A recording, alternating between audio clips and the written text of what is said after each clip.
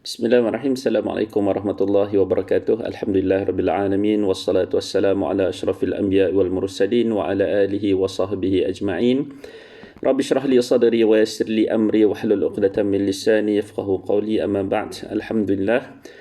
I'm Dr Nazhan Afeef bin Muhammad Arif from the Department of Anesthesiology and Intensive Care. So today I'm going to give a tazkirah Ramadan entitled Rukhsah in Ramadan. So in the Surah Al-Baqarah, verse 184 mention أياما معدودات فمن كان منكم مريضا أو على سفر فعدة من أيام أخر. So that the days in the month of Ramadan are the days have been observed. Okay, for those who fall sick and those who travels, they can replace their fast in other days. So, ladies and gentlemen, and these are the two rukhsah that Allah Subhanahu Wa Taala mentioned for us, for those who fasting, if they fall sick, and of course if they travel, they are allowed to break their fast and replace their fast in other days. So for this verse actually is very important in our medical practice that we know. Okay, first, one of the reason why we can break our fast is because when the person when we fall sick. Okay, so of course in the hospital we have a lot of the patients sometimes they can continue or they want to break their fast. Okay, it is allowable if they want to break their fast, provided they can replace it later. Of course, we have discussed a lot the things that can nullify the fast. But if let's say the things, the procedures that the patient undergoes, it doesn't nullify their fast, they can continue the fast, provided they are stable. Alright. But for those who actually wants to break their fast because they are already in hospital, hospitalized, it's not a problem. Okay. For the second part, okay, for those who travel, of course, some of us may be a bit reluctant to break their fast. If they travel, they feel that actually they can continue the fast. Okay.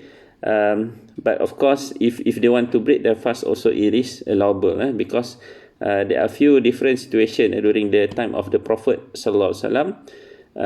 Whenever Prophet travel to a place during the month of Ramadan, Rasulullah did break his fast. Okay, although it doesn't mention that there are signs of whether Rasulullah was fatigued. Okay, and it is allowable in some situation. For example, I quoted this hadith from Anas radiallahu anhu that one day Rasulullah SAW and his companions traveled to a place. It was a very hot day. Okay, many people were taking shade under the trees and cloth. Okay, and they are so tired. Okay, but few of them actually broke their fast and help those people setting up camps and give water to the people there. So that time Rasulullah SAW said, ذهب المفطرون اليوم بالأجر.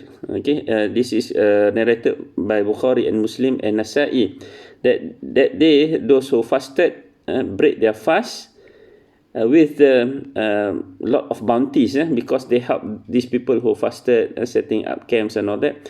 They get more bounties from there.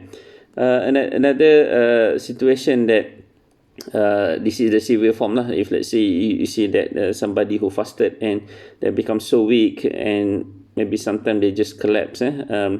So there's one occasion from Jabir radhiallahu anhu that one day they saw people coming up and seeing this person who maybe so tired they need to put a shade on him, and Rasulullah sallallahu alaihi wasallam said what happened to that man, and one of them told that he was fasting, and Rasulullah said that laisa minal birri saum fi safar, then there is no benefit for those who fasting, okay, and they travel.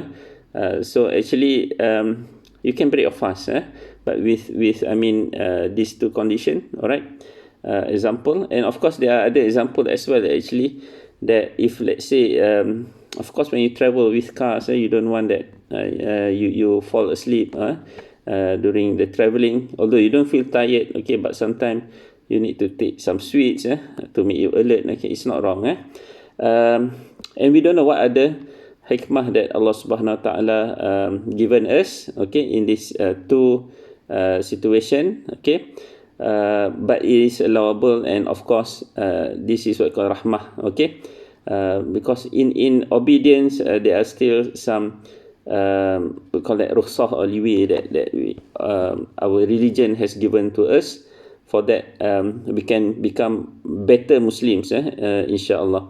I think that's all. I think these are two important things that we can highlight, okay, for those who want to take a rukhsah for the Ramadan.